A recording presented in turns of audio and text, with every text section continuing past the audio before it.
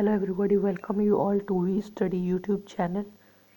Guys, आप सभी का इस यूट्यूब चैनल पे हार्दिक स्वागत है। आज से हम लोग यहाँ पे CBSE class 10 first term examination दिसंबर 2020 में जो होने वाला है 21 में सॉरी, उसका आज से हम लोग रिवीजन सीरीज़ में सैम्पल पेपर रिवीजन शुरू करने वाले हैं। हाँ, जैसे कि आप जानते ही हैं कि सीबीएसई ने अपना सैम्पल पेपर रिलीज़ कर दिया है, इसलिए आज से हम लोग उस सैम्पल पेपर को सॉल्व करेंगे ताकि हमें बेसिक पैटर्न का आइडिया हो जाए और हमें उस टाइप के क्वेश्चन से कोई दिक्कत ना हो। और ऐसा भी देखा गया है, ये हर साल का पैटर्न है कि कुछ ना कुछ क्वेश्चंस सैम्पल पेपर से सीबीएसई के एग्जामिनेशन में आते ही हैं। तो बिना वक्त गवाए चलिए शुरू करते हैं। तो आज का हमारा सबसे पहला सैम्पल पेपर है, वो है साइंस का। तो फिर से एक बार दोस्तों, welcome you all to our YouTube channel V Study. चलिए चलते हैं। तो आज का टॉपिक यहाँ पे सबसे पहले लिख लेते हैं। Today's topic that is sample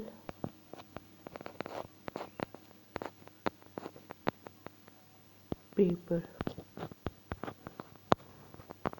sample paper analyse करेंगे आज को हम लोग, और कौन सा सब्जेक्ट का ये आपसे बात कर लेते हैं। अगर आप वीडियो अच्छी लगी गाइस तो please like, subscribe and share the channel. And आज हम लोग करने वाले हैं किसका, साइंस का, साइंस सैम्पल पेपर। ठीक है गाइस, तो चलिए शुरू करते हैं।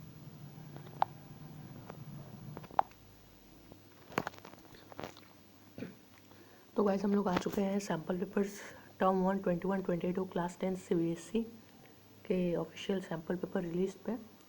तो ये हमारा दूसरा स्क्रीन टेस्ट, थोड़ा टाइम लगा गाइस। चलिए स्टार्ट करते हैं इसको। तो यहाँ पे आपको जनरल इंस्ट्रक्शंस है, ये हम लोग कलर थोड़ा चेंज करते हैं, थोड़ा डिफरेंस बढ़ा देते हैं। चलिए ठीक है। तो ये कुछ इंट्रोडक्शन है गाइस, आप ये खुद से पढ़ सकते हैं और इसकी कोई ज़रूरत नहीं। आपको यहाँ पे यानी 20 10 10 दिखा है, लेकिन आपको ये हमेशा फॉलो करना है 24 24 12, ये आपका कंपलसरी होना चाहिए। ठीक है, तो चलिए आगे बढ़ते हैं हमारे सैम्पल पेपर की ओर। देख लीजिए।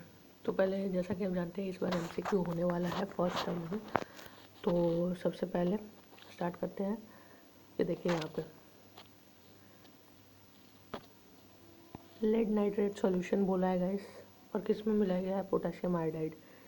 मैं आपको हमेशा कहता हूँ गाइस कि आप प्लीज़ एनसीईआरटी को अच्छे से पढ़ें, उसके एक एक एक्टिविटी को करें, क्योंकि उसी से क्वेश्चन आने वाले हैं इस बार। ये देख लीजिए, एनसीईआरटी का गिवन एग्जांपल और एक्टिविटी में से इक्वेशन है, रिएक्शन है। तो उसमें देख लीजिए, येलो प्रेसिपिटेट वाज फाउंड, ये आंसर होगा इसका सही। तो इसका आंसर क्या होगा सही गाइस, बी। ठीक है, आगे बढ़ते हैं।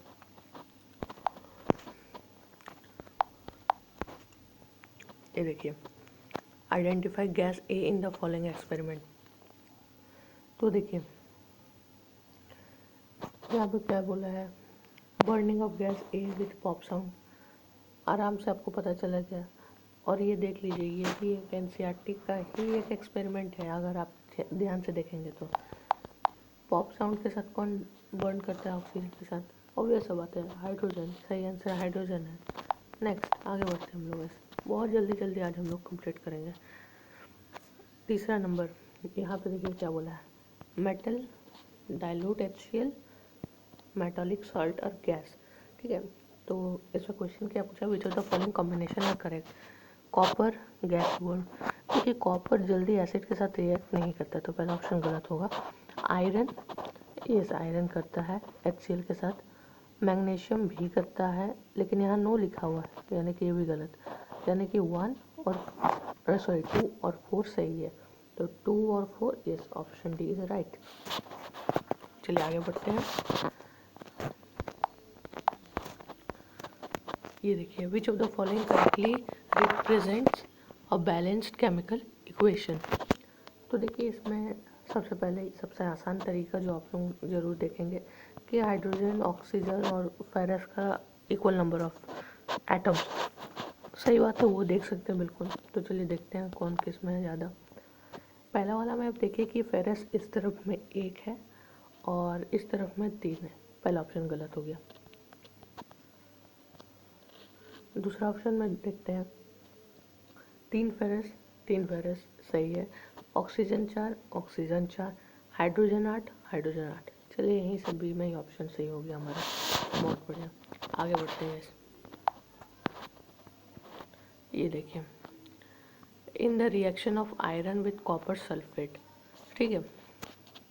तो यहाँ पे आपको रिएक्शन दिया हुआ है, इसको ध्यान से देख लीजिए। Which option is the table correctly represent the substance oxidise and reducing agent. देखिए यहाँ क्या दिया है, oxidise substance and reducing agent.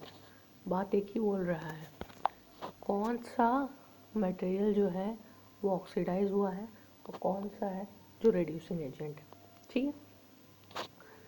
तो यहाँ देखिए, यहाँ से कॉपर सल्फेट से ऑक्सीजन हट के, ओ ये क्या हुआ, हाँ यहाँ पर देखिए, कॉपर सल्फेट से ऑक्सीजन हट के फेरस सल्फेट में आया, यानी कि ये हुआ ऑक्सीडेशन,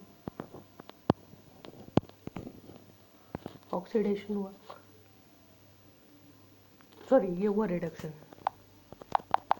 कॉपर सल्फेट का क्या हुआ, एक चीज़ गलत हुआ, कॉपर सल्फेट से ये क्या हुआ ना कॉपर, यानी कि ये हुआ क्या रिडक्शन, और रिडक्शन हुआ, और फेरस से ये बन गया क्या, मतलब कि इसका क्या हो गया ऑक्सीडेशन हो गया, ठीक है।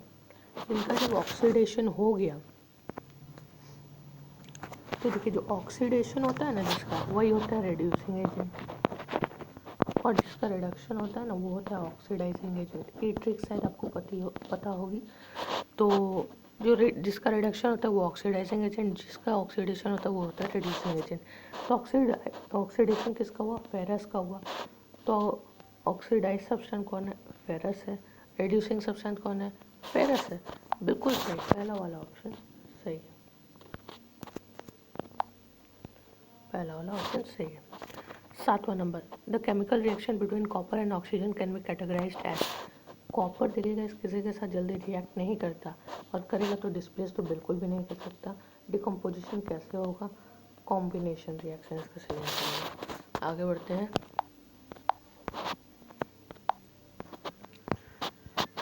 ये देखिए, which of the following correctly represent the parent acid and parent base of calcium carbonate. Calcium carbonate क्या है गाइस, सॉल्ट है। फॉर्मूला क्या होता है, CaCO3। तो देखिए इसमें ये है, कैल्शियम तो बेस है, इसका होना ही है, और कार्बोनेट एसिड का है, एसिड का कार्बोनेट, कैल्शियम का बेस।